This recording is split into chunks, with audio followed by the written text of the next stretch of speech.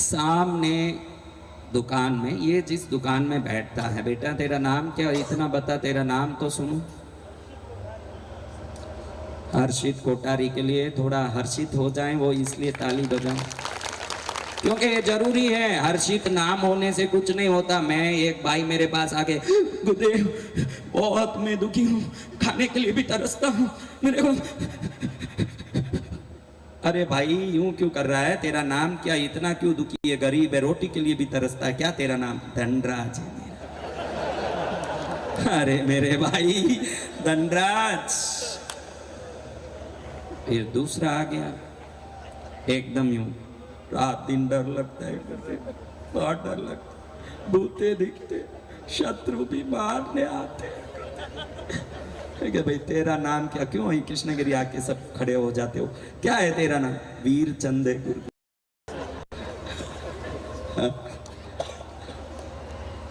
अभी रास्ते में देखा कि गरीबनी एकदम यूं फाड़ा फाड़ा खाती, अब माँ कुछ दे दो, माँ कुछ दे दो। मैंने कहा भाई, मेरे साथ श्रावक थे भरपदा जी, मैंने कहा भरपदा जी बहुत बड़ा सरेपा बाजार के अध्यक्ष हो, धंधा करते हो, इसको 10 रुपया तो डालो। तो उन्होंने दिल से 20 डाल दिया। तो मैंने कहा भाई ठीक है, ये यूं भीख मांग रही है स्टेशन में, बस स्टेशन में, इसका नाम क्या होगा देखूँ तो, इतनी गरीब है। ओके, मेरा नाम माँ बाप ने बड़े प्यार से माँ लक्ष्मी रखा है मेरा नाम। अरे माँ लक्ष्मी भीख मांगे तो हर्षित नाम रखने से क्या होगा? तो बेटा, जिस दुकान में शोकेस के नीचे जो टेबल लगी है तेरे फ्रंट में ही तू बैठता है, उसके सामने उधर एक छोटा सा स्टूल कॉर्नर में रखा हुआ है कि नहीं?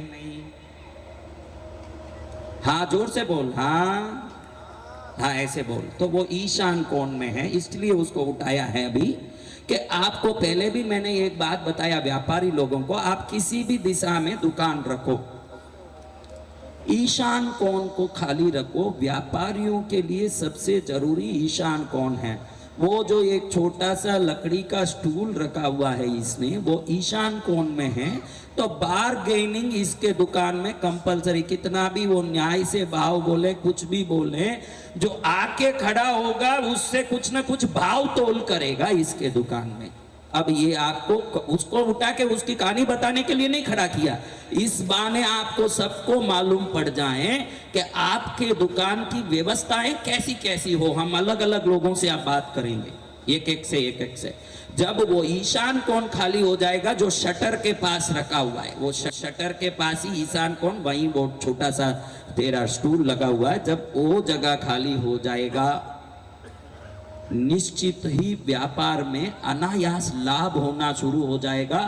फिर मेरे को भी याद कर लेना तू। बैठ जा बेटा, बहुत सारे बता सकते हैं। देख तुझे ये बताता हूं हर्षित, जब हम बैठते हैं ना, हमारा चेहरा दुकान में सामने ग्लास में दिखना नहीं चाहिए। इससे हमारी एनर्जी को कस्टमर ग्रास्प करते हैं। उसके लिए हम ऐसे ही ग्लासेस यूज करनी जिसमें लाइट रिफ्लेक्शन नहीं आता हो। जब हम बैठे, हमारा चेहरा वहां दिख रहा है, तो आगे आने वाला कस्टमर तेरे वर्चस्व को बिगाड़ेगा। ये इसलिए बताता हूँ, ऐसे छोटे गांवों में तो क्या आप सेल्फ सेटिस्फाइड हो, जिनको जो चल रहा है उसमें मजा है, लेकिन मैं उन्हीं को इंसान मानता हूं जिसके अंदर कोई फायर हो बड़ा बनने का, और वो बड़ा बने तो ही इंसान है, वैसे ही पड़ा है तो वो बेकार है। इसलिए ये भी सुधरना पड़ता है बेटा। जो लाइटिंग तुम्हारे दुकान में है, उसका शेड सामने ग्लास में पड़ता है, तो तेरा चेहरा अच्छे से उसमें दिखता रहता है। It creates some difficulty in business. तेरे एनर्जी को वो कम करता है, तू थकता ज्यादा है, वो थकान ये ग्लास से जो एक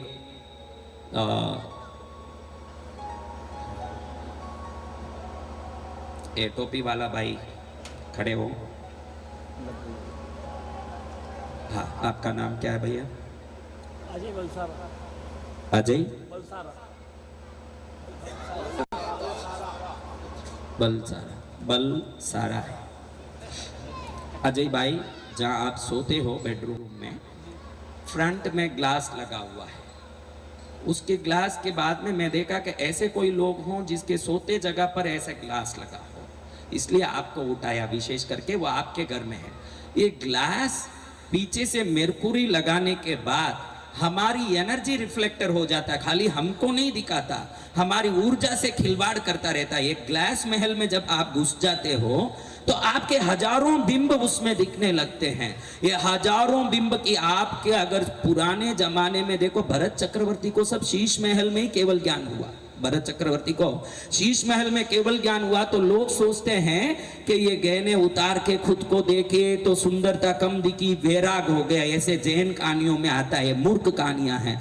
विज्ञान कहता है कि जब भी आपके अनेक बिंबों को देखोगे, हर बिंब में ऊर्जा प्रतिफलित होगी, और जब ऊर्जा प्रतिबिंबित होगी, इतनी ऊर्जा हो गई कि आत्म ऊर्जा सर्वोत्तम हो गई और केवल ज्ञानी हो गए भरत चक्रवर्ती। आप जब अकेले सामने, जो आपका अलमारा ऐसा सिस्टम का आपने रखा है जो फ्रंट में ही रखा और वायु कोण में आपका बाथरूम भी है, तो जरूर ये घर में एक व्यक्ति को बीमारी करती है। वो क्या है आप जानते हैं, वो कोई ना कोई विशेष बीमारी की शिकायत करते रहते हैं इस जगह से।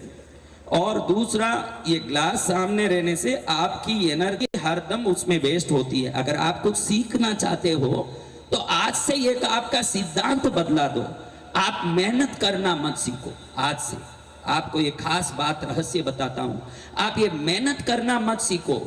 ऊर्जा को कैसे हम आकर्षित कर सकते हैं और उस ऊर्जा को समृद्धि में कैसे बदल सकते हैं, ये व्यवहार को सीख लोगे, अपार धन के स्वामी बन जाओगे। क्योंकि धन एक ऊर्जा है और कुछ नहीं।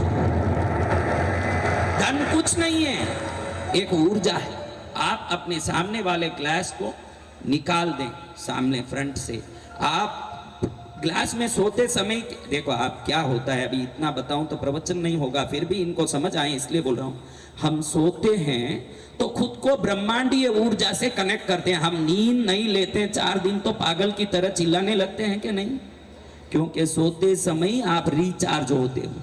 आप भी एक ऐसे मोबाइल हो, सोते समय प्लग से कनेक्ट होते हो, सॉकेट से कनेक्ट होते हो, और आप कनेक्ट नहीं होवोगे तो आप स्विच ऑफ हो जाओगे। लेकिन जब भी ये रिचार्जिंग होता है, इस समय में अब देखो, आपका फोन रिचार्जिंग होता है, इस समय में अब देखो, आपका फोन रिचार्ज हो रहा है, पास में ऐसा कोई करंट हो जो उस रिचार्ज को खींचता हो, तो आपका फोन क्या हो जाएगा। तो दर्पण हमारी सोते समय जो ऊर्जा आती है, उस ऊर्जा को खींचने वाली। इसलिए 3 चीजें घटती है जो आप समझते नहीं। सोते समय थोड़ा नींद देरी से आना, सपने दिखना, ये सब उस दर्पण से। मैं तो कई बार बोलता हूं कि ईशान कोण में एक माचिस की तिल्ली भी नहीं रखें। क्या चीज? एक माचिस की तिल्ली नींद को कम से कम 15 से 18 मिनट देरी कराती है। ईशान में अगर बेडरूम में अगर तिल्ली माचिस की हो, आपको पता ही नहीं कि मेरा 15 मिनट सोने के बाद नींद देरी से क्यों आती है। वो तिल्ली हटा दोगे तो उसी सेकंड उस दिन से नींद आना शुरू हो जाएगा। इतना सारा फर्क होता है।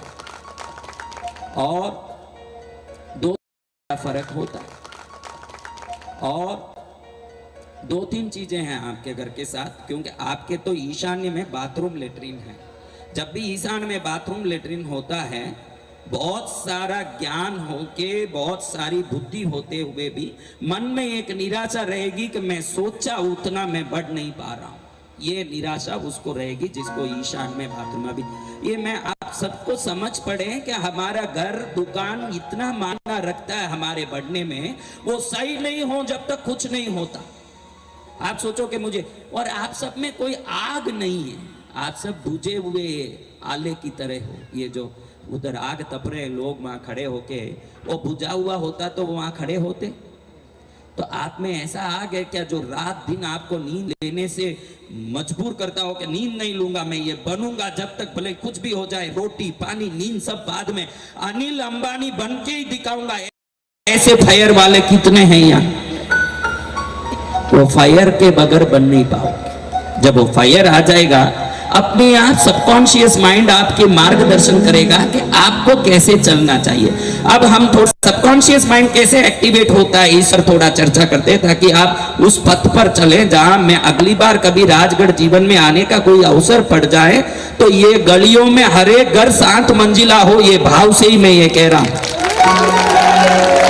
हाँ, एक पिता के रूप में, एक साधक के रूप में, एक पकड़ साधु समाज के भले से ये बातें कर रहा है कि मेरे बच्चे भले में आ जाएं, क्योंकि हम कितने ही हजारों, देखो मैं तो वाहन में जाने वाला साधु हूं, मैंने अमेरिका देखा, व्हाइट हाउस देखा, लंदन के House of Lords, House of Commons यानी लोकसभा, विधानसभा, लोकसभा और राज्यसभा दोनों में एक ही दिन में प्रवचन किया हुआ विश्व का एकमात्र साधु भी मैं हूं। दोनों सभाओं में सभी सभासदों को मैंने संबोधित किया है, पूरे विश्व के कोने कोने छापे हैं। और आपको बता दूं कि विवेकानंद स्वामी जिस विश्व धर्म सभा में 1890 में चिकागो में ज्ञान संबोधित करके भारत को जो विश्व धरोहर बनाए धर्म का, उस धर्म सभा में भारत सरकार की तरफ से अब मैं ही जाता हूं हर बार। हाँ, आप बैठो भैया। एक एक को उठाते हैं, क्या करना उनको। आप एक बात समझो कि आपका कपड़ा मायना रखता है। आजकल मैं देखता हूं मैक्सिमम लोग ठंड में, गर्मी में, कहीं भी ऐसा, ये बच्चा देखो हमारा आनंद, और ये कौन है, क्या बेटा, हम लोग पहले छतरी काला रखते थे। कैसे रखते थे? आजकल कलर कलर की छतरी आई, लेकिन छतरी बोलते कौन सा रंग याद आता है आप बताओ? क्यों काला रखा, कभी आपने सोचा नहीं होगा? छतरी को धूप में आप पकड़ के चलते हो, काला एक ही रंग है जो तरंगों को अपने में खींच के रख सकता है, इसलिए काली छतरी पकड़ के कभी भी आप जाओ आपको गर्मी नहीं लगती, क्योंकि वो रंग गर्मी को अपने में रख लेता। यानी तरंगों को खुद में रखने की ताकत किसमें है? और ये नेता लोग सफेद जिब्बा कुर्ता पहन के चमक के आते हैं, तो ये चमक में आप देखो रिफ्लेक्शन होता है, वो चमकता है, सफेद कपड़ा रिफ्लेक्शन होता है कि नहीं? जैसे ही उस पर कुछ उजाला पड़ता है वो ऐसे ही चमकने लगता है कि नहीं सफेद? तो काला खींचने वाला है, सफेद बाहर धकेलने वाला है। जितने लोग काला वस्त्र, काला वस्तु पहनते हैं वो बिना कारण ही दुश्मनों की ईर्ष्या जलन को खींचते रहते हैं, क्योंकि वो रंग उस तत्व को किसी भी प्रकार का अच्छा बुरा सबको खींचता ही रहेगा कारण। और आजकल काला पैंट पहनना, काला शर्ट पहनना, काले के शौकीन बहुत हो गए, क्योंकि काला काम करने वाले भी बढ़ गए। अभी देखो सकला ही उमंग क्या कर ले रे बेटा, ये क्या कलर है? हाँ, तुम लोग खुद भी थोड़ा तो देखो, ये राजगढ़ में हम हैं, इसका अर्थ नहीं है कि हम छोटे गांव में हैं तो छोटे हो जाएं। अब्दुल कलाम रामेश्वर में सिर्फ 40 झोपड़ी के कस्बे में जन्म लिए, जो भारत के राष्ट्रपति बन के सम्मान बढ़ाए। थोड़ी बुद्धि लगाना कि मेरा रंग अगर थोड़ा डल है तो मुझे क्या चीजें ज्यादा मैच कर सकती है, उस पर भी ध्यान लगाना, अपने रंग पर, उसके संबंधी कपड़ों पर, अपने लाज लिहाज वस्त्रों पर, हर चीज पर जब तुम ध्यान दोगे तो तब तुम हर प्रकार से सर्वोत्तम बन पाओगे। कुछ भी खा लिया, कुछ भी पी लिया, कहीं भी सो गए, कहीं भी उठ गए, ये गदाई हो सकता है, गदाई वो काम करता है। हाँ, आपके लिए कुछ विशेष तो चाहिए कि नहीं? आप आज कितनी ताकत वाले हो ये मत सोचो, आज से ही मैं अनिल अंबानी हूं ये भाव से चलो, वो भाव ही आपको अंबानी बनाएगा, आप नहीं बन सकते। हाँ? तो काला खींचता है भाई, काला क्या करता है? कोई भी कपड़ा काला नहीं रखे। मैंने कृष्णगिरी धाम में, ये वर्ल्ड का एक ही धाम है जहां काला पहना, भले बेल्ट तक भी हो, बाहर खोल के नहीं आए तो अंदर प्रवेश ही नहीं है। काला पहने हुए को अंदर ही नहीं छोड़ता हूं। मेरी माँ की शक्ति को कोई काला पहन के बिगाड़ नहीं सकता, अंदर छोड़ता ही नहीं। तो तेरी मर्जी की पहन के आ गया, मेरी माँ को तकलीफ देगा, क्योंकि देवताओं के प्रतिष्ठाओं में तुमने देखा होगा, देव प्रतिष्ठा, तीर्थंकर प्रतिष्ठा में बाहर बोर्ड लगा होता है, उस दिन के काला पहन के अंदर मत आओ। खाली प्रतिष्ठा के दिन प्रतिबंध हो, बाकी दिन पहन के आओ, दोष करो, चले। काला ही दोषी है। क्या दोषी है?